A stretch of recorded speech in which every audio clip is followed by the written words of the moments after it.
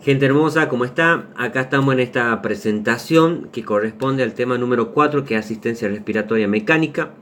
Es un tema súper importante, no quiere decir que los otros no lo sean, pero es un tema que es exclusivo de nuestra materia, porque en todos los servicios de cuidados intensivos hay un respirador mecánico y ese respirador sostiene la vida de un paciente que generalmente está inconsciente.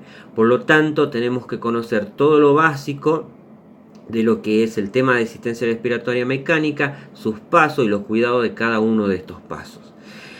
Así que esperemos que terminemos el tutorial en 40 minutos. Hemos tratado de resumir lo más posible, pero que sea, más allá de que sea entendible, que esté lo más completo posible, porque no tiene desperdicio este tema.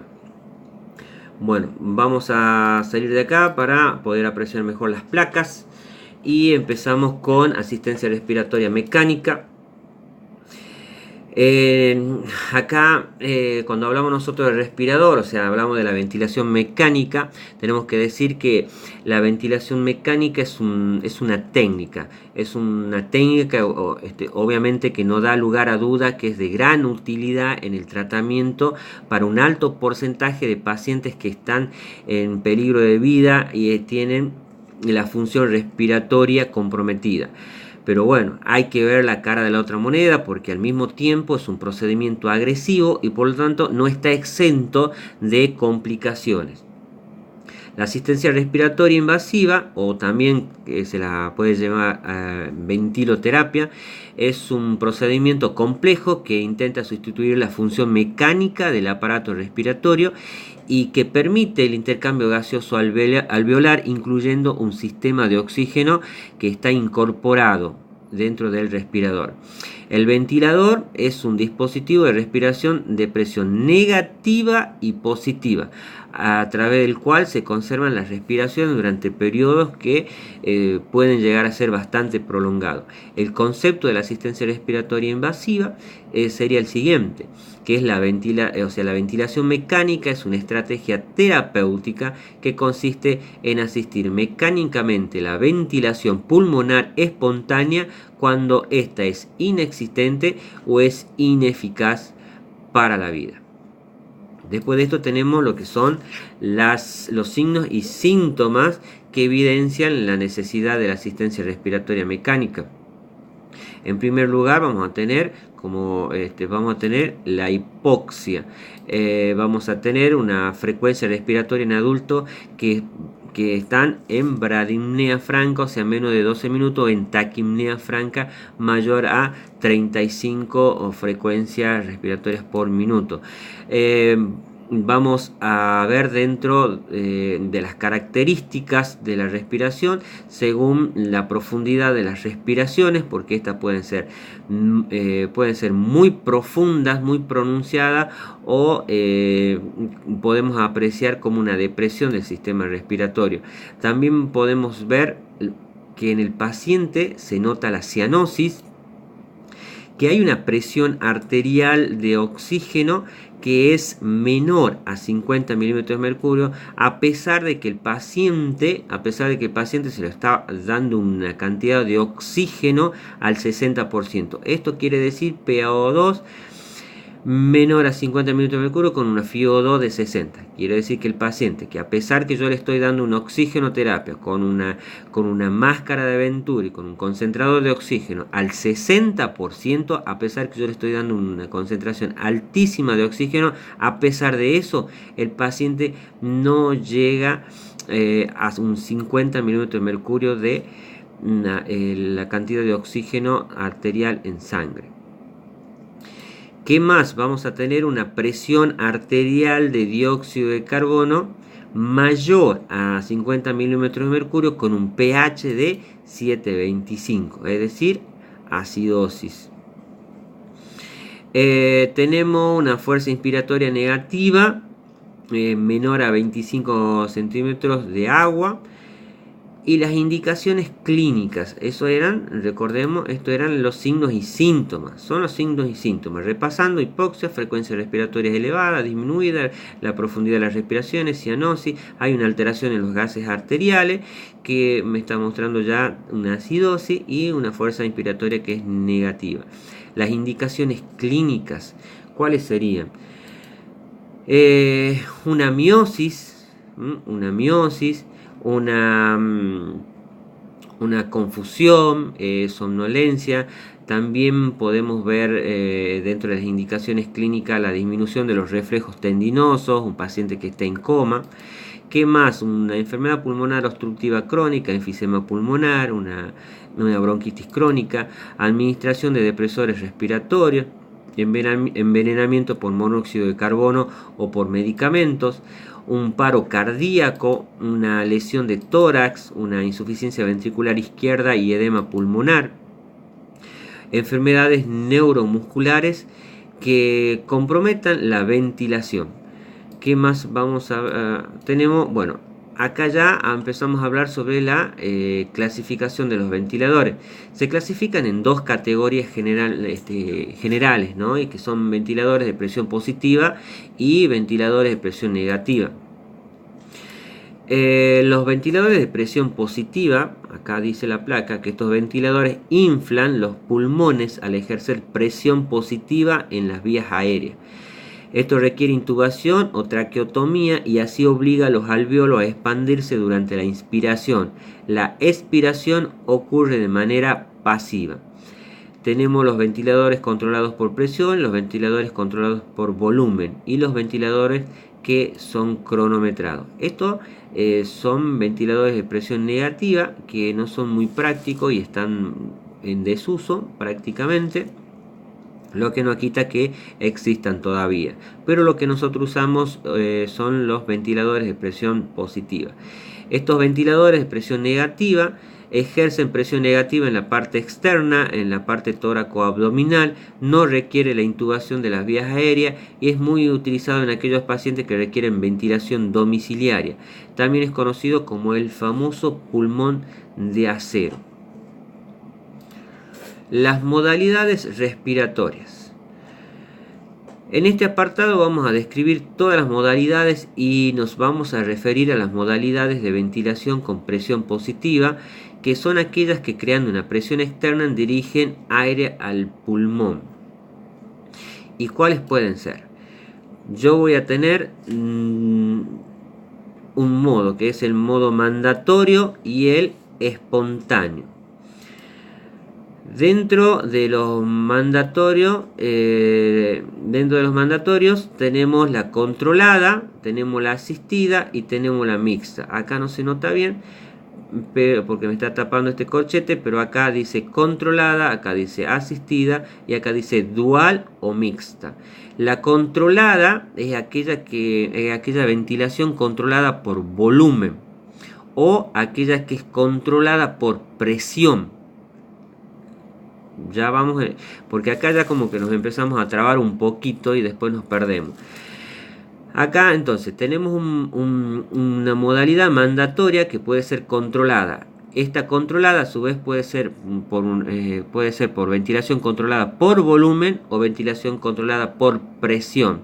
La asistida, esta es una ventilación controlada por volumen y también una ventilación controlada por presión. Lo que cambiaría sería después la modalidad, porque acá en la controlada me controla exclusivamente el respirador. Yo controlo el respirador, el paciente está totalmente sedado o está en un coma, ya sea inducido o en un coma por la patología de base que tiene, y quien me controla es el respirador exclusivamente. Mientras que la asistida lo que hace acá es que el paciente presenta un esfuerzo respiratorio que es recogido por el respirador, que provoca un disparo del ventilador y el inicio de la inspiración.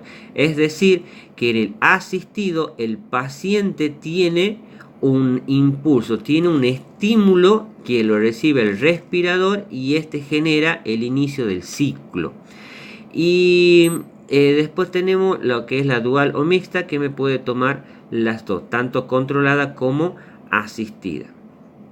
Estas dos modalidades, como le decía, pueden ser ventilación controlada por volumen y ventilación controlada por presión, tanto la controlada como la asistida. Ya saben, solamente que la controlada me controlaba el respirador y la asistida lo que hacía el paciente que presentaba un esfuerzo respiratorio y lo recogía el respirador, y de esta manera empezaba el ciclo respiratorio.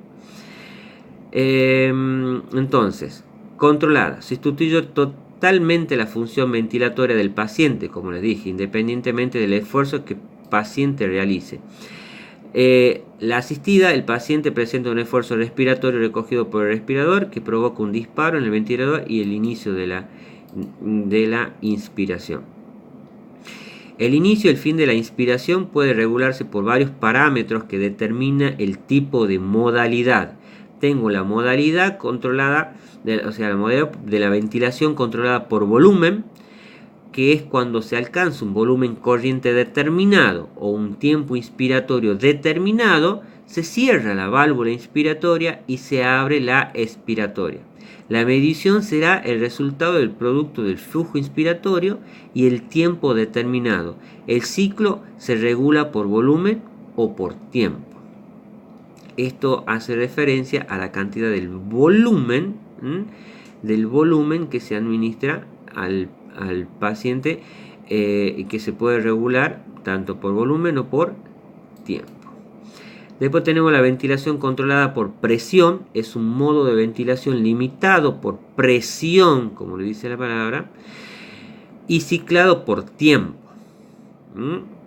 Por tiempo. En el caso anterior, recuerdan, en este caso era determinado por el volumen y que se podía determinar por tiempo. En este caso se está determinado por presión y por tiempo también. Cuando se inicia la inspiración, porque el paciente la inicia, o por tiempo, se genera un gradiente de presión entre el alvéolo y la vía aérea abierta. Entonces se produce un movimiento de gas, cuya cantidad depende de la resistencia al flujo, de la compliance pulmonar, del tiempo inspiratorio programado y del potencial del esfuerzo muscular. Durante la inspiración, la presión en la vía aérea es constante y el flujo es desacelerado. La ventilación controlada a presión se propone con la finalidad de limitar la presión alveolar. Acá vamos a hablar sobre el modo asistido controlado. Acá en esta modalidad se puede programar según su variable de control, que puede ser por volumen, o sea por el flujo, o por presión. La variable de control por volumen o flujo representa la cantidad de gas que el respirador suministra al paciente. Es programada en ventilación controlada por volumen y evaluada en ventilación controlada por presión.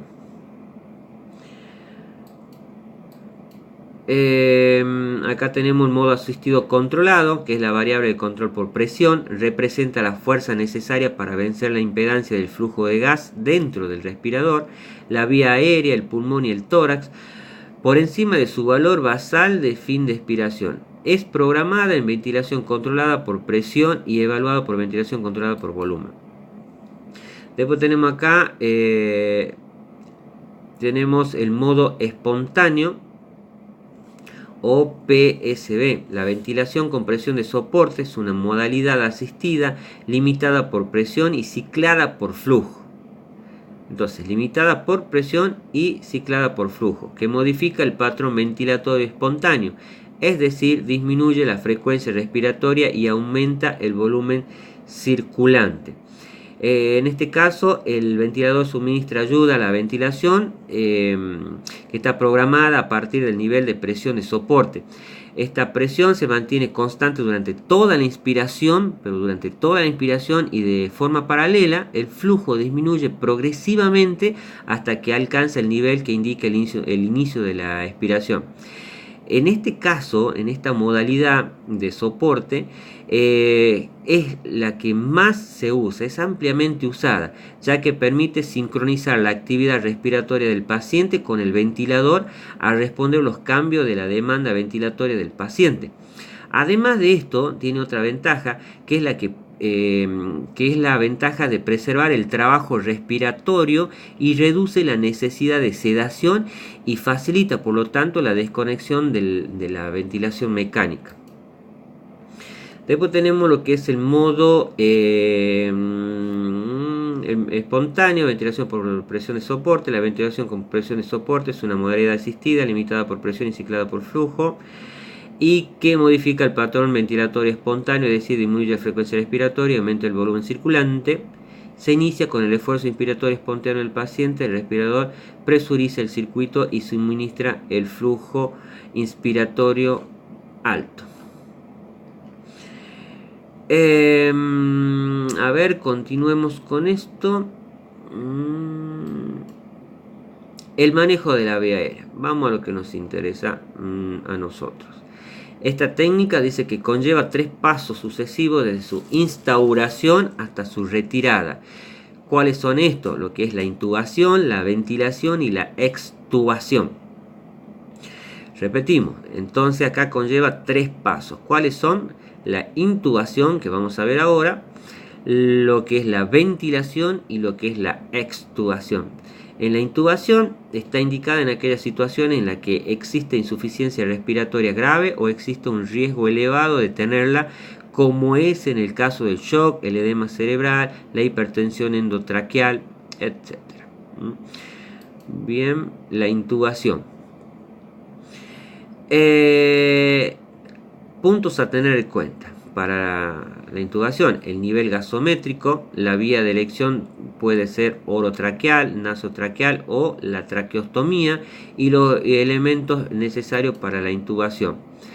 En estos casos, ¿cuáles eran esos elementos? El tubo endotraqueal, que puede ser para el adulto, es de 7 a 9. Volvamos para acá. ¿Cuáles eran esos elementos? Bueno, el tubo endotraqueal, lo que está generalmente cerca de lo que es la caja de paro, que es un laringoscopio con las diferentes ramas con luz que deba estar funcionante. Hoy por hoy los laringoscopios ya están entrando, ya se está dejando en desuso de un lado aquellos laringoscopios que están utilizando los focos comunes. Ya vienen con los laringoscopios con fibra óptica, que tienen ventajas: que no se queman, no hay que cambiarle el foco, no se desprenden los focos, no se oxidan la base del foco, entre otras ventajas. ¿Qué más está dentro de los elementos necesarios? Y bueno, la bolsa para la ventilación con mascarilla, o sea, la bolsa de resucitación o el famoso ambú. Una fuente de oxígeno, un sistema de sonda de aspiración, la lidocaína jalea, jeringa, tela adhesiva y las drogas que debo tenerlas cerca ahí, que son aquellas drogas que tienen que estar en una cajita de paro, como es el tiopental, el midazolam, lo que sería la succinilcolina, o lo que es el bromuro de pancurano, que es el pabulón. Bien, una vez que ya se ha preparado el material necesario antes de proceder a la intubación, es necesario, ¿qué cosa? Monitorizar la frecuencia cardíaca del paciente. Hay que monitorizar la frecuencia respiratoria de ese paciente. Hay que monitorizar la saturación parcial de oxígeno que tiene el paciente. Hay que verificar la permeabilidad de la vía endovenosa, que eso es una función esencial de enfermería. Hay que vaciar el contenido gástrico a través de una sonda nasogástrica, para que así nosotros podamos evitar la broncoaspiración del paciente. Hay que aspirar las secreciones bucales, para que así el médico pueda visualizar mejor la entrada del tubo endotraqueal. Antes de hacer la entrada con el tubo endotraqueal, el paciente hay que hiperoxigenarlo con mascarilla, con el ambú, y esos son todos cuidados de enfermería.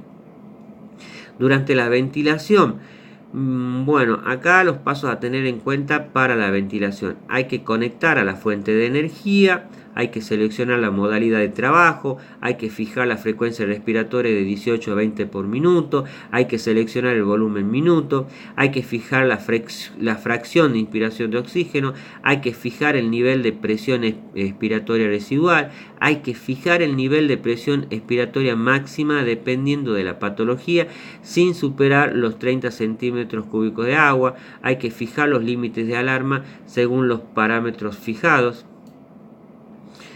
Acá, durante la ventilación, ¿cuáles son los cuidados que yo voy a tener durante la ventilación? Los cuidados de enfermería están dirigidos a prevenir los riesgos de ventilación mecánica y detectar todas las situaciones que pueden ocurrir durante este tratamiento. Hay que interpretar las alarmas del respirador y restablecer el funcionamiento del sistema. Hay que comprobar el ajuste correcto de las alarmas. Hay que ver la presión de la vía aérea. La presión de la vía aérea alta, la presión de la vía aérea baja, el volumen minuto bajo, hay que observar las fugas de aire, la frecuencia respiratoria alta, frecuencia respiratoria baja y apnea. Entonces, estos son todos los cuidados que yo debo tener como enfermería durante la ventilación. Acá hay muchas cosas para hacer, porque yo debo, en el momento que yo verifico la correcta programación del respirador durante la ventilación, yo debo interpretar adecuadamente todas aquellas alarmas que me presenta el respirador, y lo que tengo que hacer siempre es ver que el respirador esté funcionando correctamente.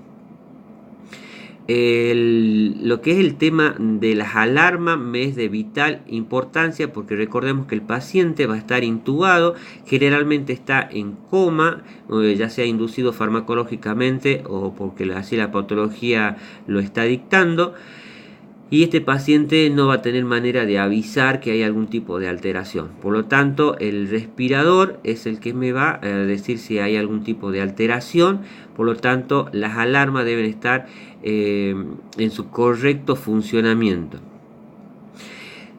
Hay uno de los errores que muchas veces anulamos alarmas cuando no se conoce la causa, o cuando no se conoce ese motivo de la alerta. Entonces, lo que yo tengo que hacer como enfermería es informar al resto del personal sobre lo que le está sucediendo a ese paciente, y para investigar la causa del por qué se produce la alarma. Cuando nosotros veíamos acá con respecto a la presión de la vía aérea alta, presión de la vía aérea alta, nosotros lo que tenemos que hacer en este caso es observar si es que hay un acodamiento en alguna parte de esa tubuladura, o por qué no hay un desplazamiento del tubo endotraqueal. El paciente adulto, generalmente a la altura de la comisura labial, llega a un número que es una numeración que es del 22, entonces eso me va a marcar una referencia. Entonces, si hay una alarma de la presión de la vía aérea alta, puede ser porque se haya acodado la tubuladura en alguna parte, o puede ser también porque se haya desplazado el tubo endotraqueal, o porque haya una presencia de secreciones, lo que me estaría indicando que ya ese paciente habría que hacerle aspiración de secreciones según la técnica. O puede ser que el paciente me esté presentando broncoespasmo, entonces está peleando con el respirador y me salta la alarma de la presión de la vía aérea alta, o porque el paciente se está desadaptando del respirador, porque se está despertando el paciente, o el paciente está llorando, está cursando una crisis de llanto, o el paciente está ansioso. Generalmente la desadaptación del paciente es cuando el paciente está consciente o está entrando una cierta conciencia, o el paciente presenta dolor también. Con respecto a lo que es acá, que teníamos que ver la presión de la vía aérea baja, tenemos que seguir buscando, y tenemos que ver si algún lugar se ha desconectado, si el paciente se desconectó de la tubuladura, o hay algún tipo de fuga de aire a través del tubo endotraqueal, porque hay veces que se coloca algún tubo endotraqueal que es menor, que es inferior al que se recomienda, al que es necesario, o también porque el balón que se insufla adentro del tubo endotraqueal para que no se mueva, ese balón está insuficientemente inflado, o también algún otro tipo de conexión que puede estar desconectado, o a lo mejor las válvulas, las unidireccionales, están mal ajustadas o mal colocadas. Cuando tenemos acá, habla de volumen minuto alto, ¿qué es lo que vamos a observar nosotros ahí? Vamos a observar la adaptación del paciente a la modalidad que nosotros hemos elegido, y también es muy importante vigilar el nivel de sedación, vigilar y valorar el nivel de sedación que tiene el paciente. Cuando tenemos un volumen minuto bajo, hay que observar la fuga de aire. Que es igual que nosotros vamos a ver lo que sucede a nivel de lo que es la presión de la vía aérea baja. Acá hay un alto nivel de sedación para la modalidad elegida, o puede ser porque hay una disminución del nivel de agua en la cámara de humidificación. Cuando yo tengo acá, dice, una frecuencia respiratoria alta, cuando me suena la alarma de la frecuencia respiratoria alta, es porque se ha disminuido el nivel de sedación y hay una desadaptación por parte del paciente con el respirador, y hay un aumento, no de la frecuencia, porque el paciente en realidad entra como una disnea, pero sí me aumenta la frecuencia respiratoria, pero con disnea. Y después tengo la alarma de la frecuencia respiratoria baja y apnea. Acá nosotros vamos a ver o vigilar la disminución del nivel de conciencia, y en este caso puede darse por la falta de ajuste de la frecuencia respiratoria en la modalidad elegida. Bien, la otra dos, este es el punto número 2 con respecto a los cuidados durante la ventilación. La primera, ¿se acuerdan? Era la interpretación de las alarmas. La interpretación de las alarmas. Vuelvo acá, entonces la interpretación de la alarma, y cada una de estas cosas que me va a salir en el respirador, yo puedo, según lo que me salga, puedo deducir qué puede llegar a ser. Tenemos el punto número 2, durante los cuidados de la ventilación, evitar riesgo de barotrauma.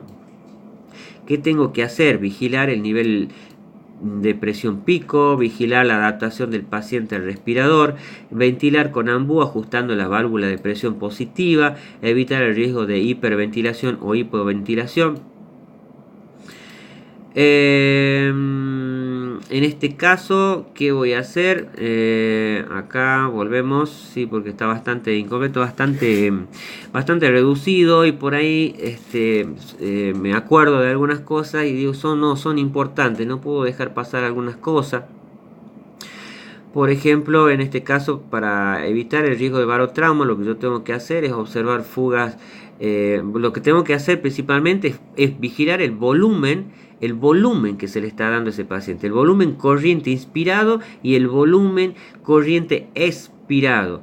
¿De qué manera? Yo lo que tengo que hacer es observar fugas por el tubo endotraqueal, o sea, o la traqueostomía, lo que tuviera el paciente, observar la fuga por los tubos, si fuera un tubo pleural o si es que hay un neumotórax. Tengo que ver si es que hay un atrapamiento aéreo, o si hay un neumotaponamiento, o hay algún tipo de ocupación de líquido, o en este caso puede ser por una condensación de vapor que se sucede en las tubuladoras, y muchas veces.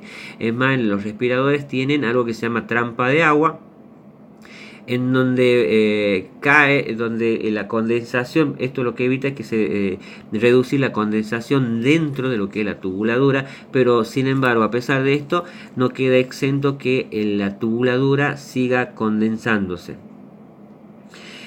Bueno, continuemos. A ver, hay que evitar la hipoxemia, dice acá. Evitar, este es el punto número 3. El punto número 3. Entonces, los cuidados durante la ventilación, teníamos que había que saber interpretar las alarmas del respirador y restablecer el funcionamiento del sistema. El segundo punto era evitar el riesgo del barotrauma. Y el punto número 3 es evitar la hipoxemia, porque después tenemos suministrar la medicación, que es el 5, que es el 4, perdón, y el 5 es prevenir la neumonía asociada a la ventilación. Entonces, evitar la hipoxemia es evitando desconexiones accidentales, realizar cambios de tubuladuras humidificadoras en el menor tiempo posible, realizar aspiración de secreciones, preparar con antelación otra fuente de gases que se estén suministrando, utilizar bolsa resucitadora ambú con reservorio de oxígeno. Bien, eso sería para evitar la hipoxemia. Tenemos cómo vamos a prevenir la neumonía asociada a la ventilación mecánica. Bien, evitar la desconexión del paciente y el sistema. Realizar la aspiración utilizando una técnica que sea estéril. Lavado de manos del personal para evitar contaminación cruzada entre pacientes. Favorecer la tos y eliminación de secreciones. Acá tenemos un circuito cerrado para la aspiración de secreciones, que es lo mejor para evitar algún tipo de infección cruzada o para evitar el tema de las neumonías, que son muy frecuentes en los pacientes que están con respirador. Dice prevenir extubaciones accidentales. Me quedo con ganas, así como en la placa anterior también voy a hablar algunas otras cosas que no están acá, pero sí me parecen importantes, ¿no? Que si nosotros si lo estamos nebulizando al paciente, estas deben ser utilizadas con agua estéril y el secado debe ser a través de aire. Lo que tenemos que hacer acá es disminuir el riesgo de microaspiraciones. Tenemos que evitar el tema de la plenitud gástrica. En este caso debemos colocar sonda nasogástrica para descomprimir y para comprobar la permeabilidad. Hay que mantener generalmente la cama entre 40 y 45 grados. Los cambios posturales laterales no se ha objetivizado como factor de riesgo. Y aumenta el riesgo en decúbito prono. Por lo tanto, no está contraindicado que el paciente en respirador pueda estar lateralizado.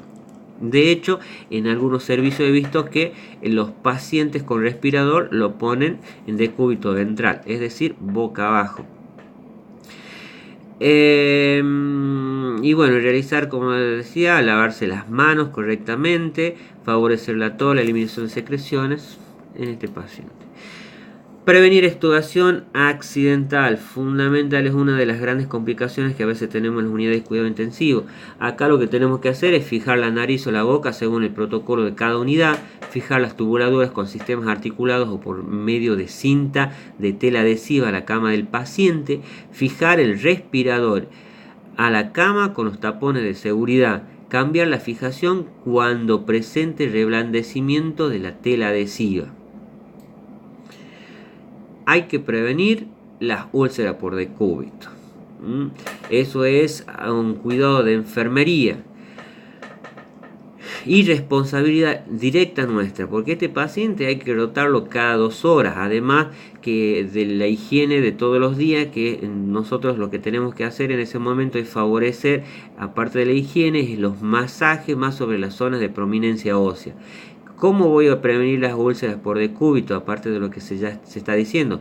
Bueno, colocar almohadillas con apósito estéril en el espacio entre la entrada del tubo y la nariz, almohadillas apósito especial en el espacio entre el tubo y la comisura labial. Eso estamos hablando de las úlceras de decúbito, de las úlceras que nosotros a veces tenemos a la altura del tubo endotraqueal, ¿no?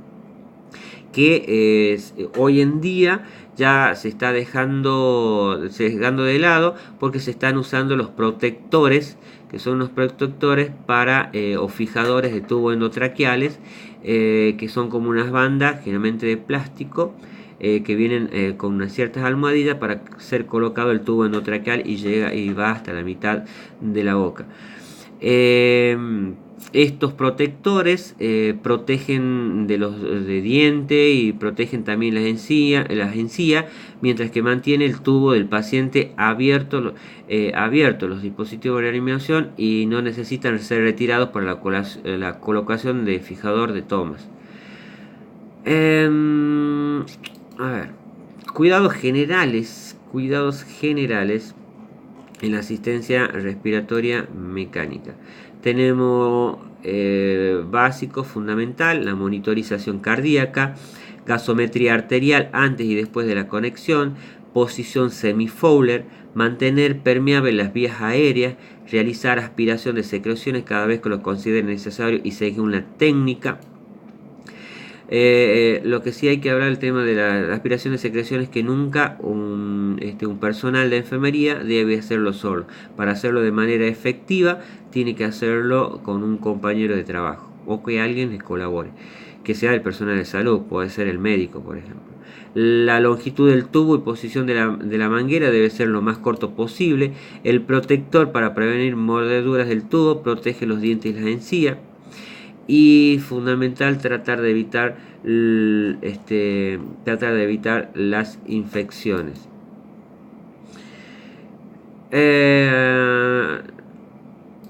¿Qué más podemos aportar sobre esto? Y bueno, yo le decía, prevención del tema de la aparición de las úlceras por decúbito, el cuidado de la boca del paciente, hay que higienizarlo una vez por turno con una solución antiséptica. ¿Se lo puede cepillar los dientes? Sí, se lo puede cepillar, pero hay que aspirarlo para evitar lo que es el lago faringeo. Si no se tiene dentrífico, esas cosas, bueno, ya se sabe que se puede hacer con solución fisiológica, bicarbonato y una gasita, pasarlo, y obviamente que después hay que enjuagarlo y después darle una aspirada para evitar esto que se llama el lago faringeo. El cuidado de la piel es fundamental para evitar las úlceras por decúbito. Cuando decíamos evitar las infecciones, hablábamos sobre utilizar técnicas que sean asépticas para el manejo y también para la manipulación del paciente o el del respirador. Hay que vigilar, hay que estar muy atento a la aparición de signos y síntomas de infección que puedan ser cruzadas. Recordemos que estas infecciones nosocomiales generalmente son bastante bravas, son muy complicadas porque generalmente son multiresistentes. No debo olvidarme nunca de la familia, porque también debo atender a la familia, donde debo educar a esa gente para colaborar con la atención del enfermo, y hay que tranquilizar su ansiedad, y recuerden que estos familiares están viendo a ese ser querido en ese respirador conectado a una máquina, por lo tanto tienen ansiedad y tienen miedo, y yo debo hacer la contención psicológica y emocional que corresponde. Hablemos de complicaciones de la asistencia respiratoria mecánica. Tenemos una complicación, porque tenemos esta complicación que es la desadaptación del paciente al respirador y la necesidad de reprogramación o ajuste del respirador a la situación del paciente. En este caso vamos a hablar de la desadaptación del paciente al respirador. Las desadaptaciones al respirador contribuyen a generar presiones elevadas en las vías aéreas, a aumentar el trabajo respiratorio del paciente y a producir un disconfort. Es necesario distinguir si el cuadro es causado por problema de la vía artificial, falla del funcionamiento del respirador, inadecuada programación. Esto es con respecto a la desadaptación del paciente al respirador. Después tenemos lo que son las necesidades de reprogramación o ajuste del respirador a la situación del paciente. Las desadaptaciones del respirador generan presiones elevadas en vías aéreas, ya que el trabajo respiratorio del paciente puede producir un disconfort. Es necesario distinguir si el cuadro es causado por problemas de la vía artificial, falla del funcionamiento del respirador, inadecuada programación del aparato. Volvamos, acá estamos, se nos va el dedo para pasar entre diapositiva y diapositiva. Entonces decíamos de que era necesario distinguir si el cuadro era causado por los problemas de la vía artificial, si había una falla en el funcionamiento o en la programación del aparato. Continuemos. Tenemos después el punto número 3, que es la extubación. ¿Qué es la extubación? Se entiende, en este caso ya estamos hablando de un destete. Bueno, se entiende por destete el paso de retirada de la ventilación mecánica y paso a la respiración espontánea. ¿En qué condiciones le vamos a dar? Bueno, cuando ya se haya resuelto el proceso que ha motivado su colocación, cuando la estabilidad hemodinámica del paciente es comprobada, cuando el paciente tiene fuerza muscular suficiente como para respirar por él mismo, cuando hay ausencia de signo de sepsis, o sea, de una infección generalizada, cuando la gasometría es adecuada, es decir, cuando la saturación de oxígeno es mayor al 90%, con una fracción de inspiración de oxígeno igual o menor al 50%. Y por ahí nos orientan, nos recomiendan que cuando se lo desteta, cuando están trabajando con una PIP que sea menor a 5 centímetros de agua y una presión arterial de dióxido de carbono entre 35 y 45, o sea, lo más normal posible a nivel gasométrico. Tenemos los cuidados durante el proceso del destete. ¿Cuáles son estos cuidados? Mantener la cabecera elevada, que es fundamental. Las alarmas deben estar conectadas y yo me debo comunicar correctamente con el paciente. Hay que observar los movimientos respiratorios voluntarios, observar signos de agotamiento y hay que monitorizar todos los signos vitales del paciente. Hay que tenerlo conectado con el multiparamétrico. Procedimiento de desconexión del paciente del respirador.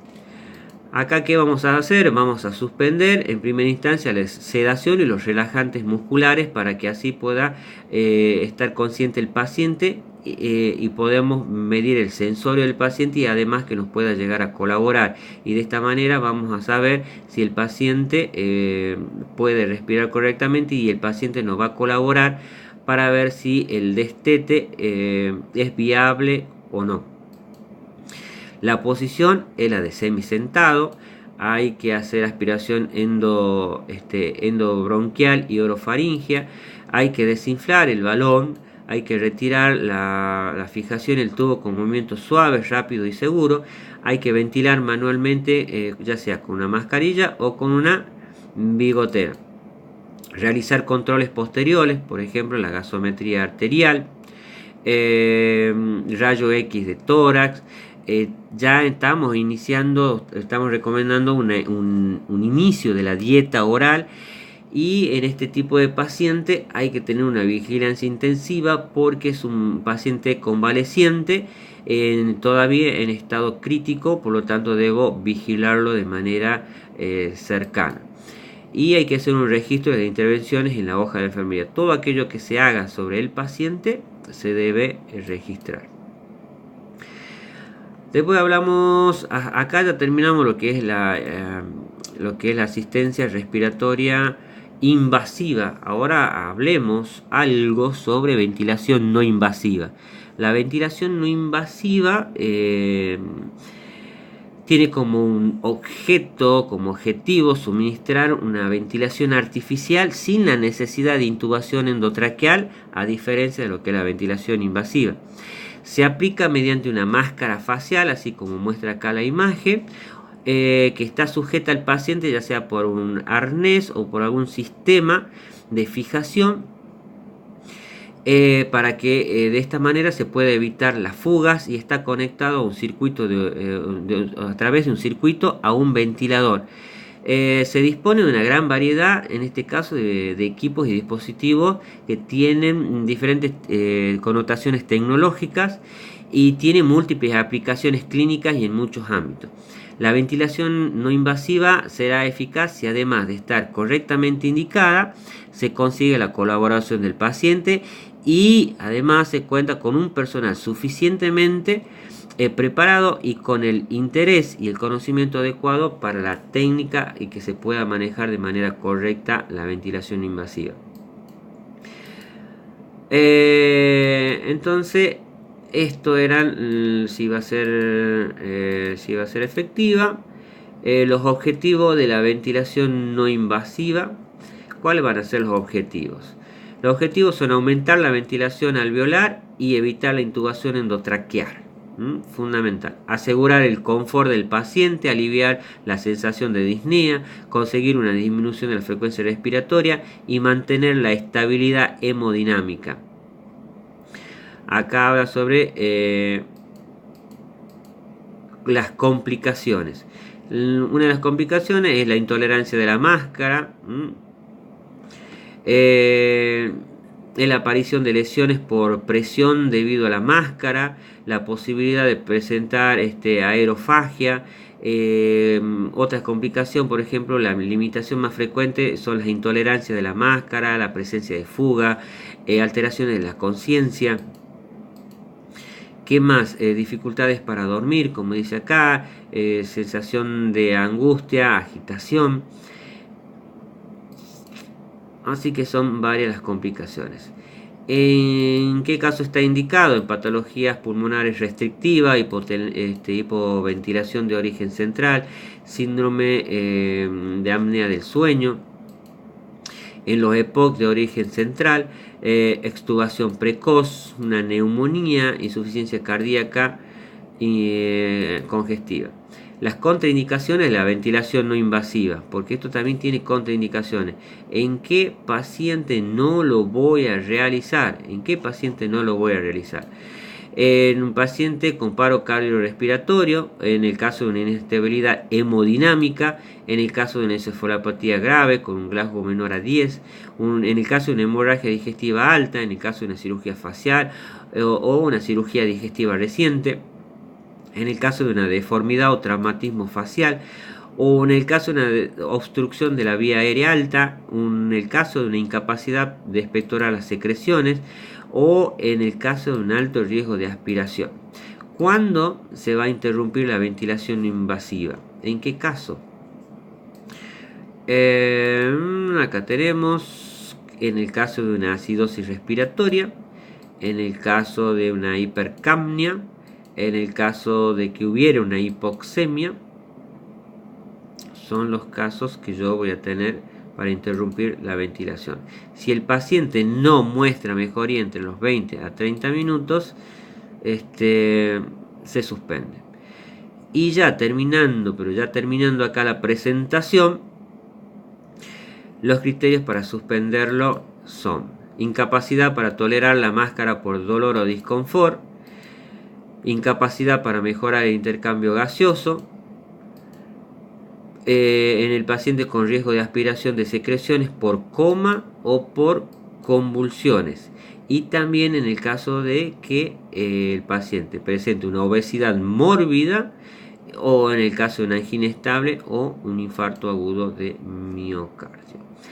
Esto sería lo que preparamos como la presentación. En realidad está bastante acortado porque nos faltaría, qué sé yo, todos los equipos de la ventilación invasiva, porque todos los equipos, estos equipos pueden ser BiPAP, CPAP, porque son generadores de presión positiva, pero algunos trabajan con la presión positiva al final de la expiración, que el docente en su determinada filial le va a explicar con mayor precisión. Así que bueno, espero que le haya servido como un tutorial, como una orientación, pero la clase presencial es fundamental. Así que nos estamos viendo hasta la próxima presentación, que sería el tema número 5.